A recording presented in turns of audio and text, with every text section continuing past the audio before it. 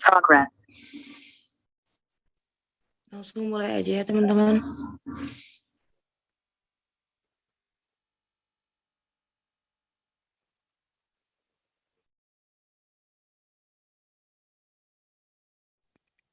Assalamualaikum warahmatullahi wabarakatuh. Suara aku kedengeran nggak? Kedengeran, Des. Kedengeran. Waalaikumsalam. Oke, di sini pertama-tama Dea, Dede, dan aku Desvira bakal akan mempresentasikan salah satu tugas akuntabilitas publik tentang penyusunan rencana strategis, mulai dari penyusunan visi, analisis SWOT, sampai ke tabel rencana strategis. Langsung aja dimulai ya, mulai dari pembahasan pertama yang bakal dijelaskan oleh saudari Dede Eka. Kepadanya saya persilakan. Baik, slide-nya bisa dimajuin. Slide selanjutnya.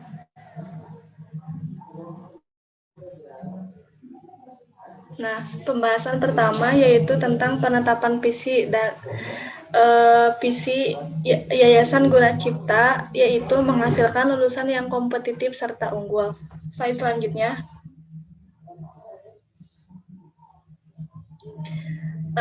Selanjutnya ada penyusunan tabel SWOT. SWOT adalah akronim untuk kata-kata strength atau kekuatan, weaknesses kelemahan, opportunities peluang, dan threats ancaman. Adapun menurut Freddy Rangkuti, analisis SWOT merupakan identifikasi berbagai faktor secara sistematis untuk merumuskan strategi dari perusahaan. Adapun analisis ini didasarkan pada logika yang dapat memaksimalkan kekuatan dan peluang, namun secara bersamaan juga bisa meminimalkan kelemahan dan ancaman. Slide selanjutnya. Seperti yang dapat dilihat dalam PowerPoint, di sana terdapat berbagai faktor dari kekuatan, kelemahan, peluang, dan ancaman di Yayasan Guna Cipta. Nah, adapun komponen dari faktor kekuatan, diantaranya yang pertama, lembaga sudah terdaftar di Kemenkumham. Kemudian yang kedua, sarana dan prasarana memadai. Yang ketiga, ada program dan manajemen terarah. Yang keempat, ada lokasi mudah diakses. Kemudian untuk komponen dari faktor kelemahan, diantaranya yang pertama, tenaga belum mencukupi rasio. Yang kedua, pengembangan lahan yang terbatas. Yang ketiga, sosialisasi program sekolah yang kurang. Yang keempat, ada kompetensi siswa di bawah rata-rata. Kemudian pada komponen peluang, yang pertama ada motivasi daya saing tenaga pendidik dan siswa, ada jauh dari kebisingan dan lokasi strategis dibanding sekolah lain. Kemudian ada kualitas udara bebas polusi. Yang keempat ada jarak dengan sekolah lain cukup jauh. Nah, untuk faktor ancaman diantaranya persaingan antar sekolah dalam mencari siswa. Yang kedua, jarak dengan transportasi umum cukup jauh. Yang ketiga, dekat dengan lokasi rawan bencana. Yang keempat, ada persaingan program. Slide selanjutnya.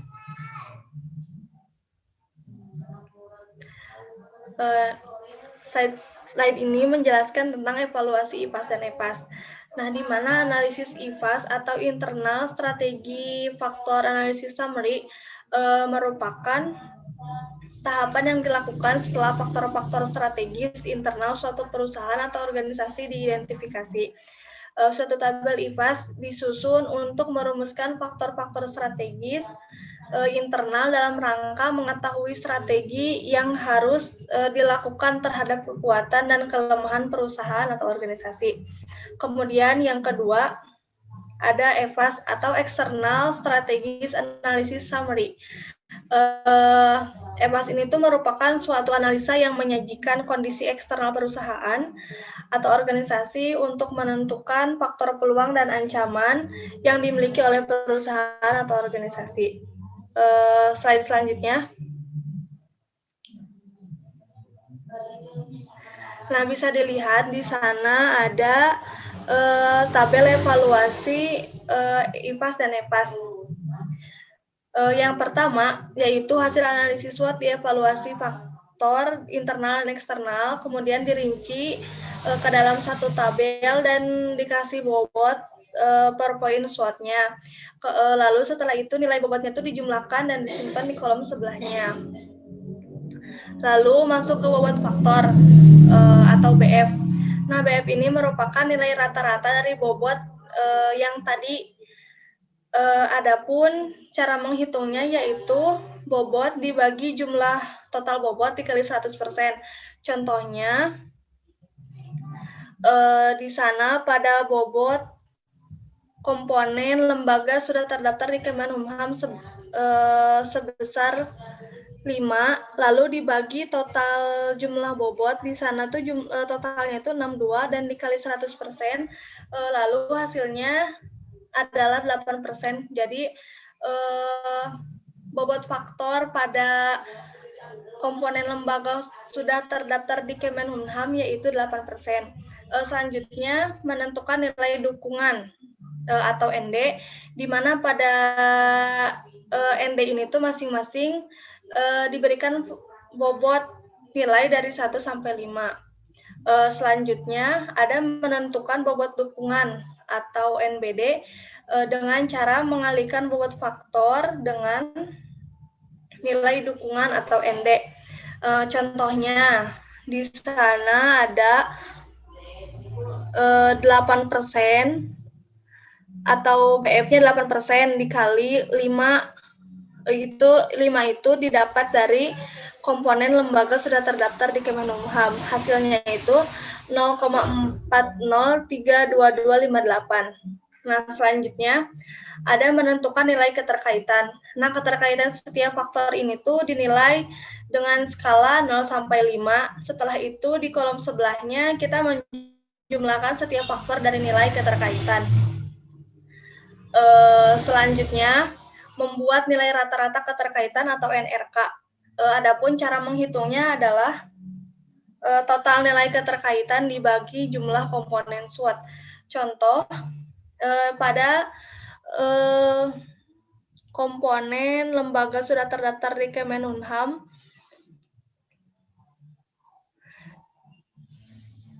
yaitu total nilai keterkaitannya itu 57. Kemudian dibagi komponen SWOT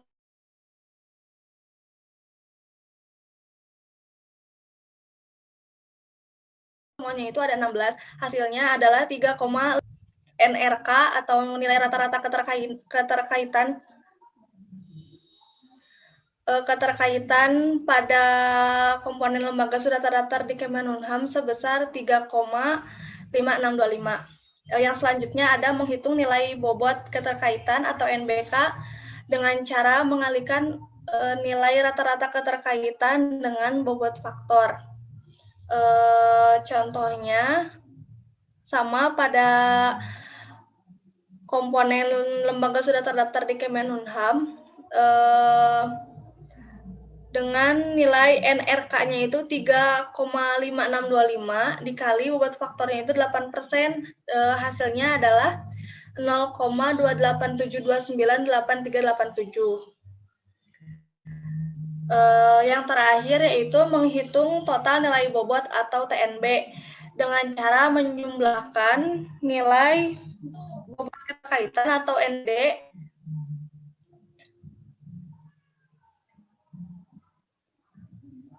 maksud saya menjumlahkan NBD dengan NBK. Contohnya NBD pada lembaga sudah terdaftar di Kemenkumham itu sebesar 0,403226. ditambah NBK dengan nilai 0,287298387 dan menghasilkan 0,6905241194. Jadi total nilai bobot pada komponen lembaga sudah terdaftar di Kemenkumham yaitu sebesar 0,6905241194. Mungkin sekian pembahasan dari saya. Selanjutnya saya kembalikan ke moderator.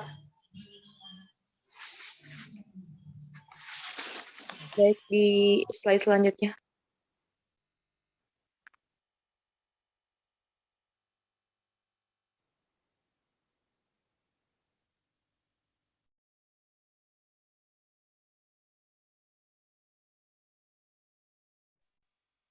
Ke slide selanjutnya lebih Zia.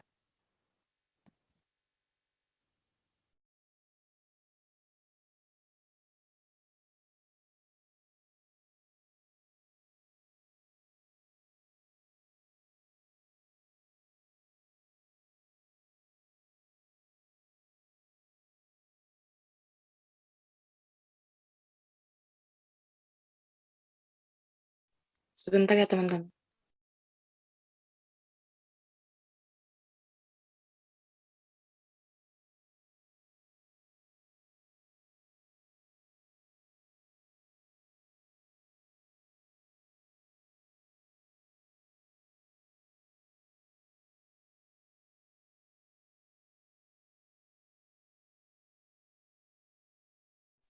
Nah, ya.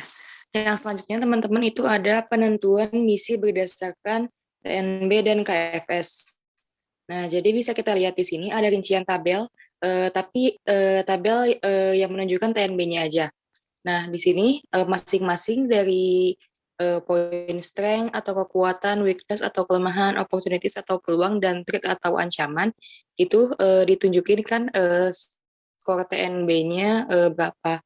Nah, habis itu lalu kita ambil skor TNB atau total nilai bobot yang paling tertinggi dari masing-masing poin. Misalnya dari poin strength atau kekuatan itu poin TNB tertingginya atau skor TNB tertingginya adalah 0,69. Lalu dari poin weakness atau kelemahan itu skor TNB tertingginya adalah 0,41 atau poin yang kompetensi siswa di bawah rata-rata. Lalu yang opportunities atau peluang, skor tertingginya adalah motivasi daya saing tenaga pendidik dan siswa, dan yang threat atau ancaman itu skor tertingginya 0,44 yaitu persaingan program. Next slide.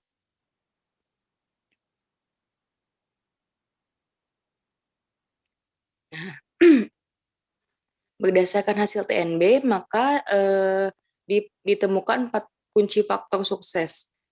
Nah, jadi dari hasil TNB terbesar tadi itu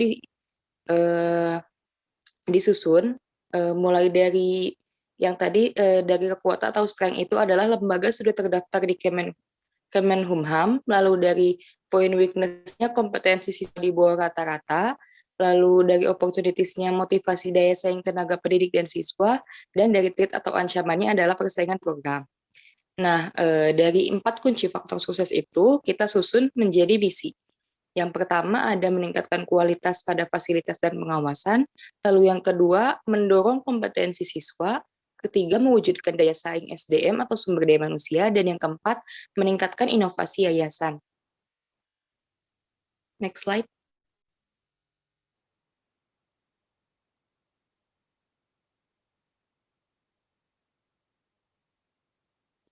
Nah, lalu setelah itu kita melakukan penentuan peta kekuatan organisasi atau kuadran. Nah, peta kekuatan itu dilakukan untuk mengetahui seberapa besar kekuatan yang dimiliki oleh suatu organisasi atau instansi jika dilihat berdasarkan analisis SWOT yang telah dilakukan. Peta kekuatan organisasi ini dilakukan dengan cara menjumlahkan masing-masing TNB atau total nilai bobot berdasarkan SWOT. Total nilai bobot dari tiap faktor dilakukan dengan cara menjumlahkan NBD atau nilai bobot dukungan ditambah NBK atau nilai bobot keterkaitan yang nanti akan menghasilkan TNB tadi. Nah, cara mencari NBD yaitu seperti yang dijelaskan oleh DEK sebelumnya, dengan cara mengalihkan bobot faktor atau BF dengan nilai dukungan atau ND, lalu cara membuat nilai bobot keterkaitan atau NBK itu dengan cara NRK dikali BF. Dengan adanya TNB ini, maka akan diketahui nilai tertingginya. Dengan mengetahui nilai tertinggi TNB, selain menjadi embrio misi, tapi juga menjadi kunci faktor sukses. Yang 4 poin tadi, yang mana kunci faktor sukses itu merupakan masing-masing total nilai bobot yang tertinggi. Di next slide.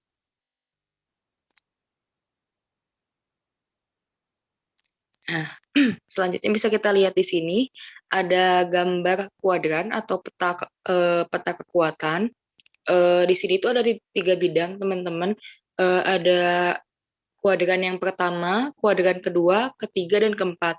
Nah, kita posisikan strength atau kekuatan itu di titik paling atas. Tadi kan strength-nya itu poin TNB-nya 0,69, kita bulatkan jadi 0,7. Nah, kita posisikan di atas, lalu di sebelah kanan itu kita posisikan opportunities atau peluang. Tadi poinnya, skor TNB-nya sebesar 0,63. Lalu di weakness atau kelemahan, itu skornya sebesar 0,41 kita posisikan di bawah. Lalu untuk threat atau ancaman itu skornya 0,45 kita posisikan di sebelah kiri. Nah, jadi kita ambil kuadran yang memiliki dua nilai bobot paling tinggi. Di sini bisa kita lihat kalau nilai bobot yang tertingginya itu adalah strength dan opportunities. Maka peta kekuatannya itu berada di kuadran 1. Nah, dengan membandingkan total nilai bobot atau TNB, strength 0,7, weakness 0,41, opportunities 0,63, dan threat 0,45, sesuai dengan kriteria di atas, maka berdasarkan hasil evaluasi FKS atau faktor kunci sukses yang dipilih SWOT adalah strength, lembaga sudah terdaftar di Kemenkumham, weakness, kompetensi siswa di bawah rata-rata, opportunities, motivasi daya saing tenaga pendidik dan siswa, dan threat, yaitu persaingan program. Di next slide. Nah, setelah menentukan kuadran, lalu kita melakukan penentuan tujuan dan sasaran misi. Jadi tujuan ini lahir dari rumusan misi-misi tadi. Nah, di sini ada 2 tujuan dari 2 bidang. Yang pertama itu di bidang pendidikan pada yayasan ini, tujuannya adalah meningkatkan kecerdasan dan kemampuan siswa di bidangnya serta menumbuhkan semangat belajar. Dari tujuan ini dirinci lagi menjadi 4 sasaran dan indikator. Yang pertama sasarannya adalah siswa mampu mendapatkan nilai bagus saat lulus dengan indikator kegiatan pemantapan yang dilakukan rutin setiap minggu. Lalu yang kedua, sasarannya adalah mengikuti dan memenangkan ajang perlombaan dengan indikator simulasi kompetensi. Lalu yang ketiga, jumlah siswa baru mencapai target dengan indikator promosi ke setiap sekolah yang hendak melanjutkan sekolah menengah. Lalu yang keempat itu lulusan masuk perguruan tinggi atau industri yang indikatornya simulasi yang dilakukan setiap bidang jurusan, pelatihan yang diadakan yayasan, serta jalin kerjasama dengan beberapa perguruan tinggi dan instansi. Lalu masuk ke tujuan kedua dari bidang LPK atau lembaga pelatihan kursus menjahit, yaitu tujuannya memiliki keunggulan di bidang khusus.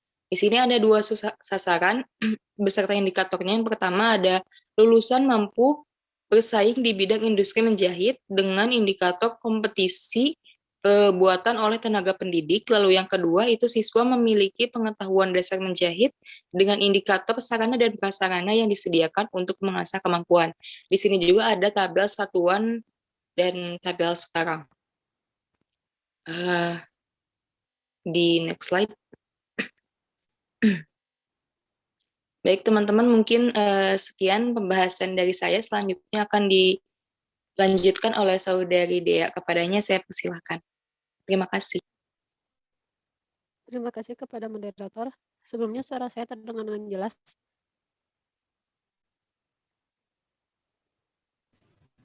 Terdengar. Untuk selanjutnya itu ada penyusunan tabel Ale dan Ali, yaitu analisis lingkungan eksternal dan juga analisis lingkungan internal untuk menentukan strategi melalui SO, WO, ST, dan WT. Untuk Ali sendiri yaitu ruang lingkupnya adalah kekuatan atau kelebihan dan juga kelemahan. Sedangkan Ale atau analisis lingkungan eksternal yaitu peluang dan juga ancaman.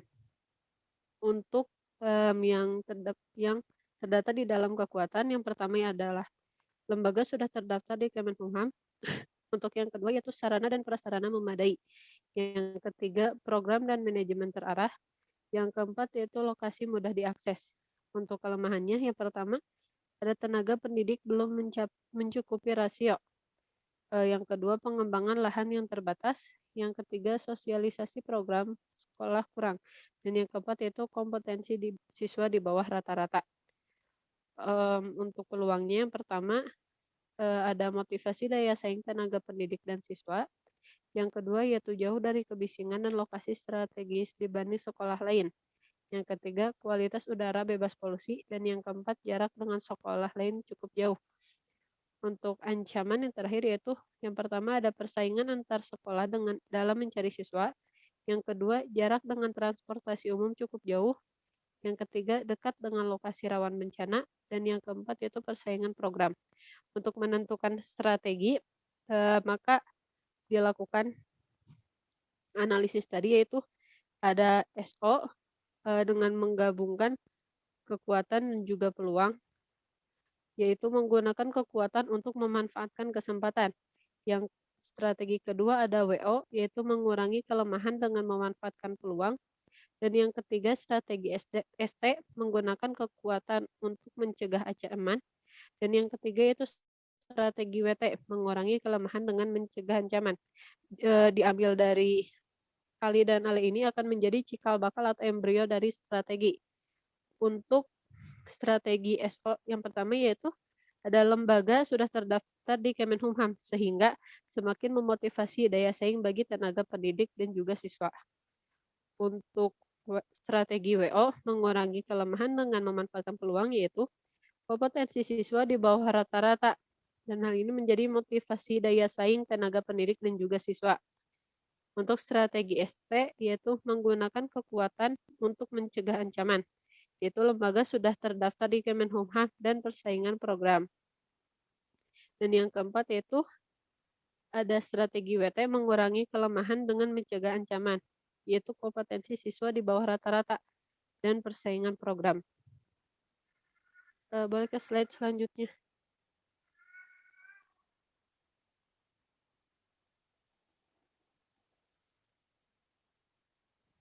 Nah, selanjutnya untuk poin yang ke-8 itu yaitu menyusun kebijakan dan program. Secara tidak langsung dalam strategi yang tadi sudah akan terbentuk cara penyusunan kebijakan dan juga program.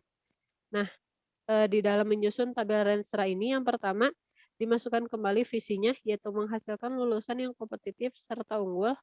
Dan juga misi-misinya. Yang pertama ada meningkatkan kualitas pada fasilitas dan pengawasan.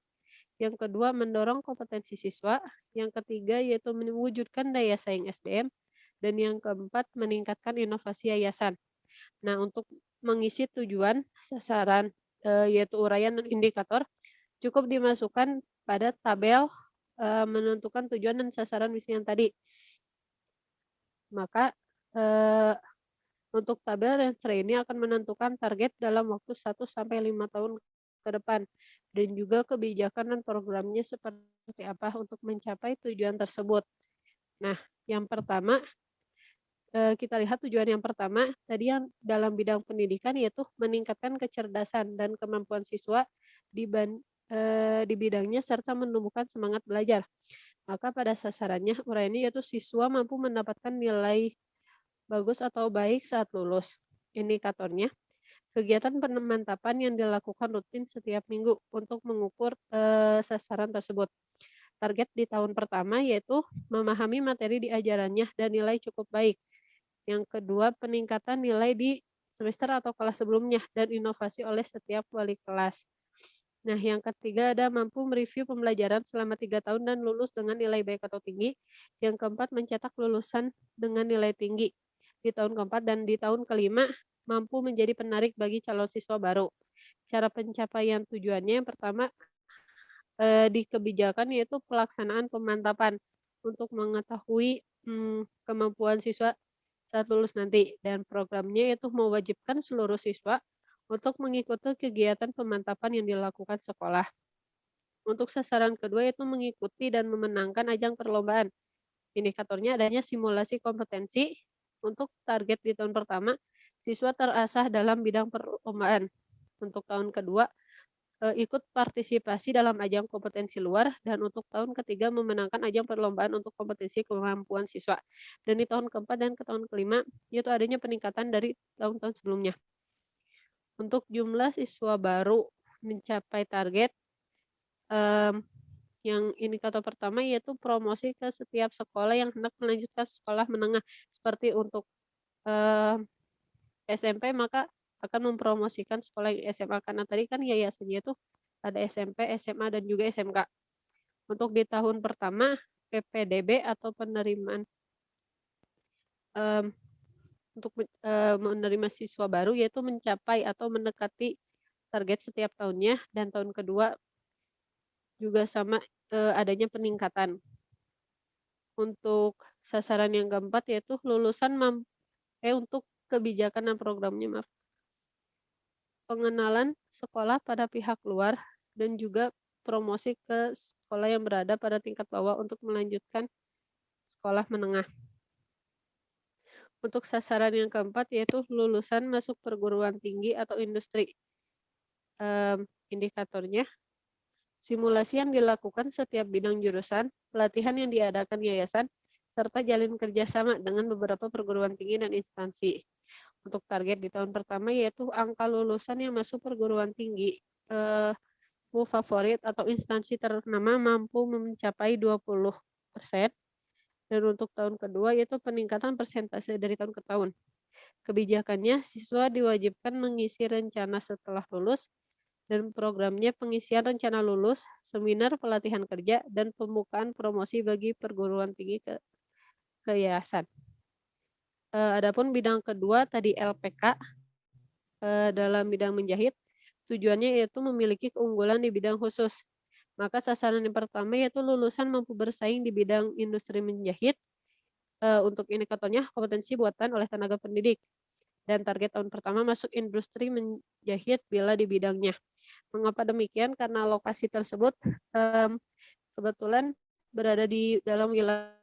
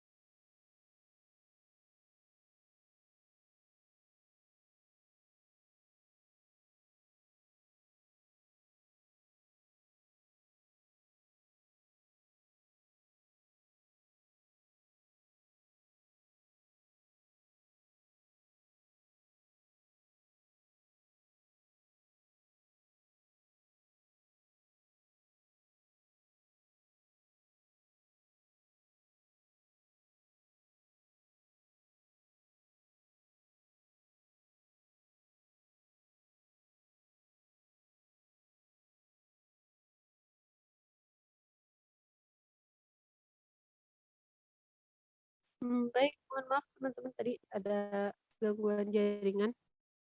Untuk sasaran yang terakhir, yaitu siswa memiliki pengetahuan dasar menjahit. Dengan indikator sarana dan prasarana yang disediakan untuk mengasah kemampuan.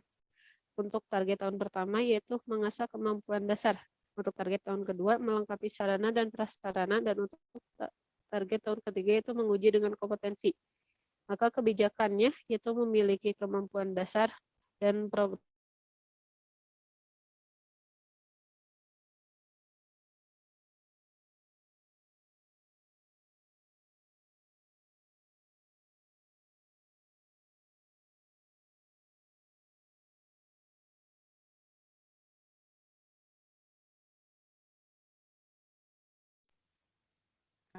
Oke, baik teman-teman. Di sini saya akan melanjutkan pembahasan dari Saudari Dea terkait tujuan terakhir dari tabel Renstra ini. Tujuannya adalah memiliki keunggulan di bidang khusus. Tadi sasaran yang keduanya adalah siswa memiliki pengetahuan dasar menjahit dengan indikator sarana dan prasarana yang disediakan untuk mengasah kemampuan. Lalu adapun targetnya mulai dari yang pertama itu mengasah kemampuan dasar, kedua melengkapi sarana dan prasarana, dan yang ketiga menguji dengan kompetensi. Lalu ada pula cara pencapaian tujuannya yang dari aspek kebijakan yaitu memiliki kemampuan dasar, dan dari programnya yaitu pengadaan sarana dan prasarana serta tenaga pendidik yang mampu di bidangnya. Mungkin dicukupkan sekian presentasi dari kami. Terima kasih atas perhatiannya. Mohon maaf apabila ada kesalahan. Terima kasih. Wassalamualaikum warahmatullahi wabarakatuh.